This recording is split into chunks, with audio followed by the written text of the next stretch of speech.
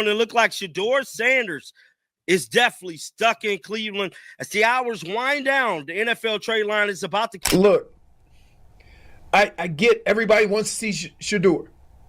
Based on what? What football coach makes it?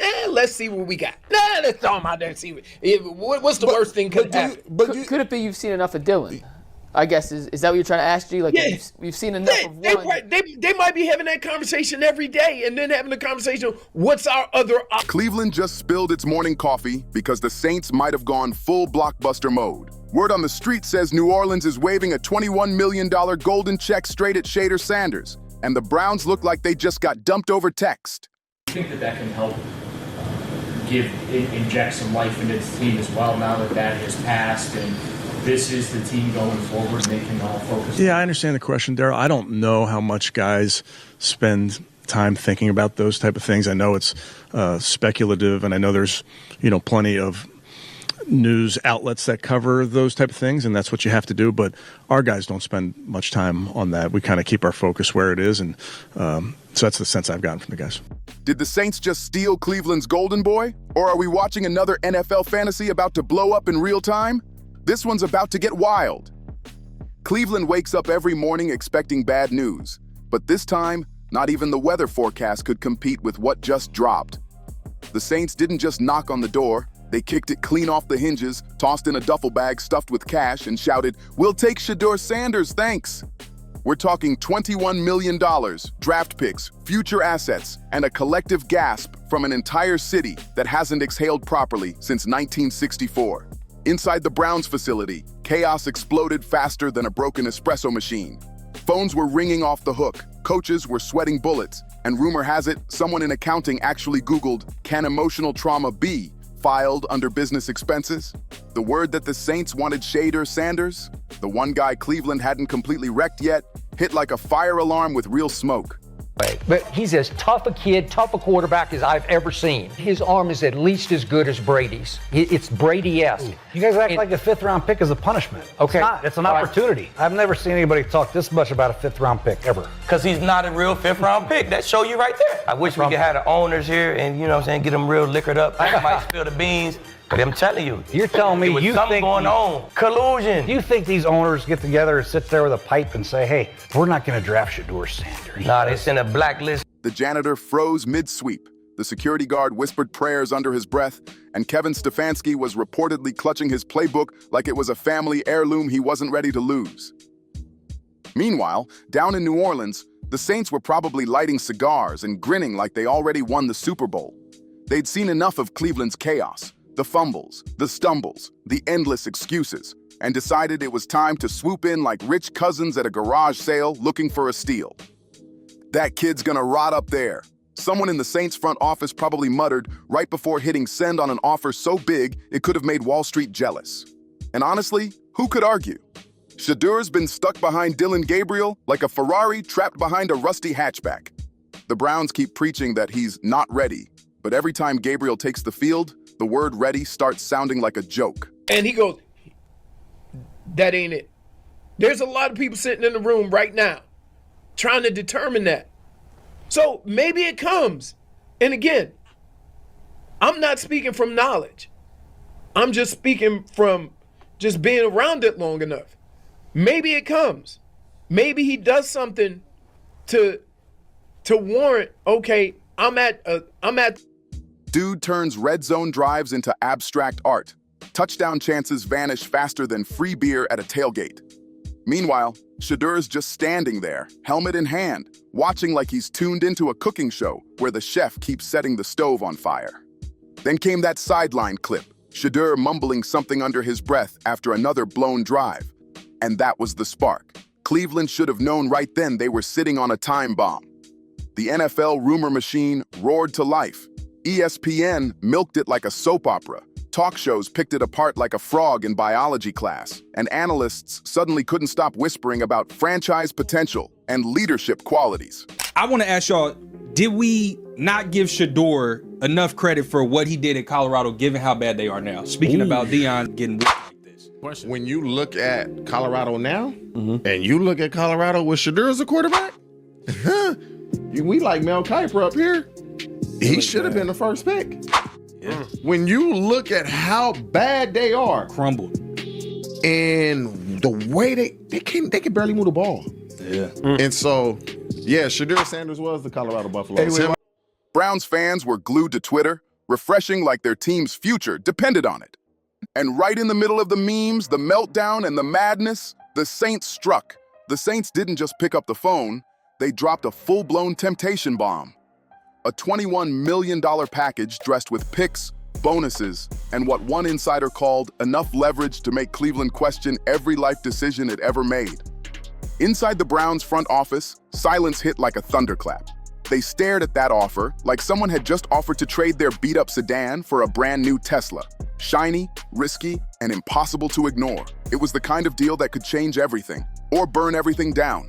Meanwhile, in the locker room, total chaos. Players pacing, group chats exploding, emojis flying faster than game footage. Last Sunday, after the game was done, and again, remember, they just played a game, and he's talking to reporters. I don't know, I don't know who exactly he was talking to in the scrum, but I believe Mary Kay has reported the recounting of it, where he makes the reference of how it wasn't his call to be sitting down. It wasn't his call to not be the backup in that Patriots game. And you just have a week where it feels like we got no information. I don't know the status of it. And then he misses Monday's practice. And the whole thing, I don't know what it is, but something just doesn't pass the smell. The defense tried to act chill, but everyone knew they cared. One veteran was overheard saying, "If they trade Shedeur and keep Gabriel, I'm starting a GoFundMe to buy the team myself." Stefanski, bless his heart, was caught between "I told you so" and "Oh no, this is how coaches get fired." Every assistant coach suddenly became a quarterback whisperer overnight. And up in his office, Jimmy Haslam probably stood by the window for 20 straight minutes, wondering how he spent hundreds of millions just to star in Cleveland's never-ending soap opera. Cleveland's tried it all. New quarterbacks, new coaches, even new mascots. But somehow, they always end up in another existential meltdown. I couldn't agree more. And I don't feel the need to make this about Dylan Gabriel, but I don't think there's been a day in Dylan Gabriel's life that he was better than Shedeur Sanders at quarterback. Never. And I don't think there ever will be. But my take is more about Shedeur, and we actually haven't talked about this in a while on our Buff show, so I'm glad we have a chance to talk about it today, because my belief in Shedeur Sanders has not wavered one little bit. From the second I saw him coming from Jackson State to Colorado, I said, wow, this guy is an elite thrower of the football.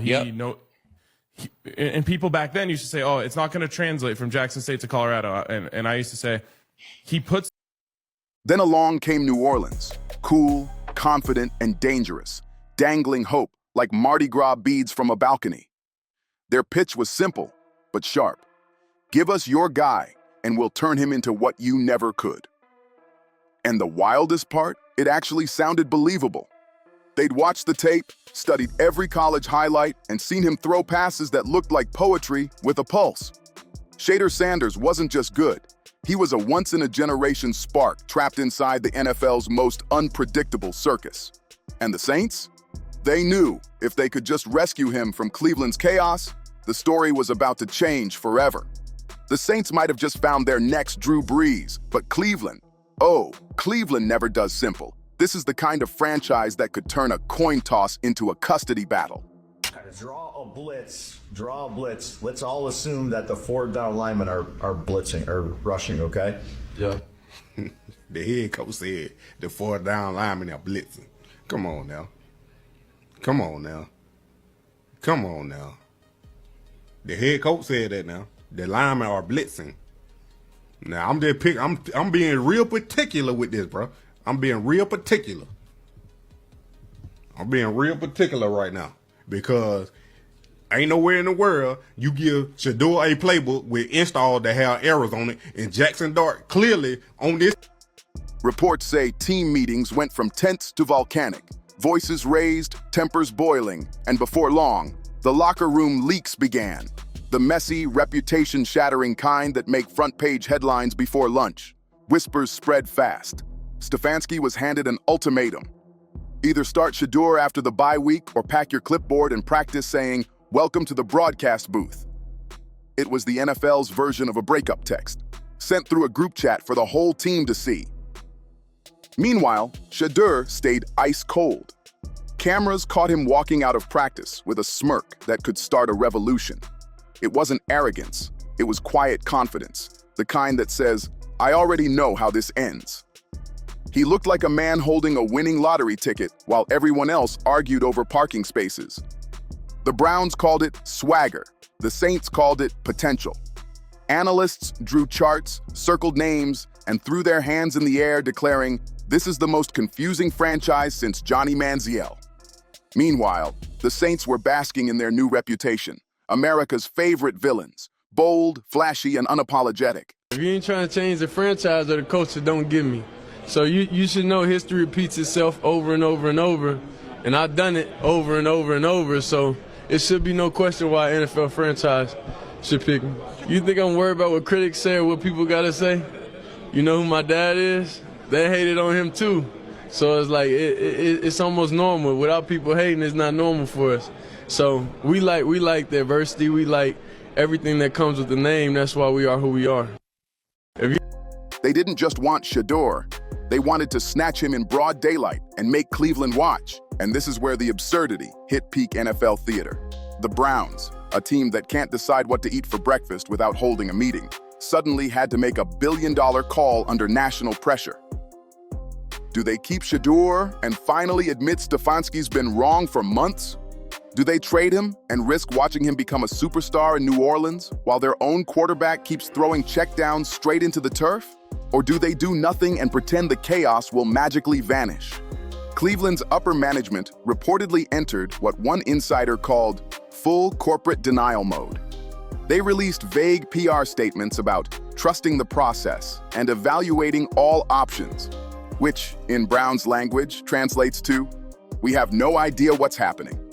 Please stop asking." And the city? It could feel the storm brewing. Cleveland didn't buy a single word of it. Radio shows turned into full-blown therapy sessions, and fans argued like it was election season in the dog pound. But down in New Orleans, the Saints kept it cool. Mickey Loomis and his crew ran this play like a heist movie. No leaks, no chaos, just smooth, calculated precision. Meanwhile, the Browns looked about as stable as a Wi-Fi signal in a thunderstorm. The Saints came loaded. Conditional picks, cash equivalents, every clause in the book. They even structured the offer to make Cleveland feel like they were winning, which for the Browns is a rare and fragile illusion. But the Browns' response? Pure theater. Reports say an emergency strategy meeting dragged on for 6 straight hours and produced 0 results. One exec wanted to match the Saints' offer, another wanted to double down on Dillon Gabriel for morale, and a third actually suggested flipping a coin, which, honestly, might have been their most logical move in years. Meanwhile, the real victims were the players stuck in this circus. Imagine walking into practice knowing your backup quarterback might be worth $21 million, and your starter might be worth exactly 1 interception per quarter. Offensive linemen were reportedly begging the coaches to make a switch, while the defense stopped caring who threw the ball, as long as someone scored before halftime. But this wasn't just business anymore. It was personal. Watching another team recognize the talent your own staff ignored felt like someone else buying your dream car because you were too scared to take it for a test drive. In New Orleans, fans were already flooding social media with mock jersey edits of Shedeur in black and gold. Meanwhile, Browns fans were online writing emotional breakup poems and debating who to blame first. And somewhere in all this chaos, Shedeur Sanders was probably sitting back in his shades, shaking his head and muttering, "Told you so," in every tone known to man. He's watched his son sit behind mediocrity long enough to write an entire book about it. If there's one man who knows when it's time to jump off a sinking ship, it's Shedeur Sanders.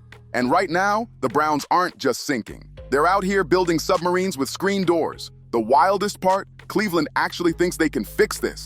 They're convinced that one emotional team meeting, a few forced smiles, and a motivational quote on the whiteboard will somehow erase months of dysfunction. But everyone knows how this movie ends. Either the Saints snatch Shedeur and turn him into the comeback story of the decade, or Cleveland keeps him just long enough to ruin him like every other quarterback who's walked through their cursed doors. Like, Shedeur Sanders will be stuck in Cleveland for the remainder of the 2025/26 season. Look like the Browns is not parting ways with the rookie quarterback. He will stay. And what's crazy about all of this is they talk so bad about this young man. And now they're saying that Deshaun Watson could play before Shedeur. Then they said Bailey Zappi could play before Shedeur. Still, the Saints' offer flipped the whole script. It forced Cleveland to finally look in the mirror. And what they saw was a team held together by duct tape, denial, and delusion. Ownership doesn't trust the coaches, coaches don't trust management, and management doesn't trust reality. Every practice rep is being picked apart, every camera shot of Shedeur just standing still gets turned into breaking news. He blinks too long, ESPN runs it as signs of frustration. Gabriel completes a short pass, half of Twitter celebrates like they just won the Super Bowl. Cleveland's living inside a circus tent they built themselves, and now the whole world's watching the clowns try to juggle flaming footballs. If they trade Shedeur, it'll go down as the most predictable tragedy in NFL history, right next to their last rebuild. But if they keep him and finally start him, that means they'll have to publicly admit every excuse they've made for months was pure nonsense. Either way, somebody's getting exposed. The twist? Cleveland still holds the keys, but every time this team holds keys, the car somehow ends up in a ditch. Their leadership philosophy is chaos on repeat. If something's working, panic. If something's broken, defend it to the death. They can't decide whether to rebuild, reload, or just reboot the entire franchise like it's a video game on its last save file. And at this point, even Madden might quit on them.